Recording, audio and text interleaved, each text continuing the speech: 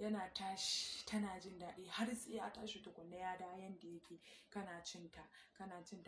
to zai iya yiwuwa idan kun yi na hakan ya gaji zaka iya juya ta tayi rubda ciki. To kaga in tayi rubda ciki ba daman ta rinka taɓa ka, dole kawai juyawa za ta yi, to kai kuma a haka za ka yi ta cin nata a haka tana rubda cikin tana juye. Idan kuma ka ga siririya ce za ka ɗage a baka ma ka ɗora ƙafafuwanta sama duk ka dinga cin kayanka, amma haka yan lukuta ba za ka iya ba tunda kai kana ɗan ƙarami gaskiya. Kawai dai za ta juya ne dai kai ta cinta a haka kai ta yi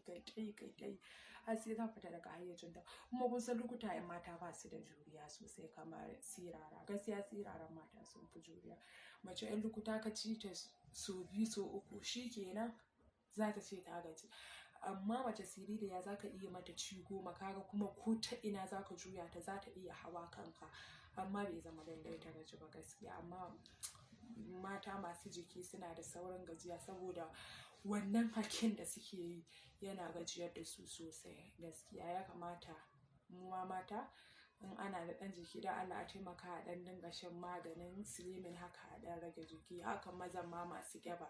saboda in namiji ya ƙiba baya gamsar da mace sosai saboda yana hawa kanta minti 2-3 za ka ga ya kawo saboda ruwa ya yi mai yawa. Minti 2-3 za ka ga ya kawo, amma in ɗan shaf ne haka dai ba wani siriri ba shi ba mai ƙiba ba haka sai ka ga ya kai minti 30 ma 40 awa ɗaya bai kawo ba. Dan ni kun gani nan ina son namijin da baya kawowa da wuri sun ma fi daɗi saboda namiji zai daɗe a kanki bai kawo ba sai ma ya fi gamsar da ke. Ni ma gaskiya na fi son irin wannan, ba wai namiji da zai hau kanka minti 2-3 ya kawo ba, to daɗin me ma ka ji ya Allah. Kuma maza masu ɗan su jiki muna ba ku shawara ku ɗan rinƙa slimming kaɗan yanda za ku ma za ku ji daɗin jikinku, za ku gamsar da matan da kuke mu'amala da su. To mun gode Allah saka da alkhairi sai an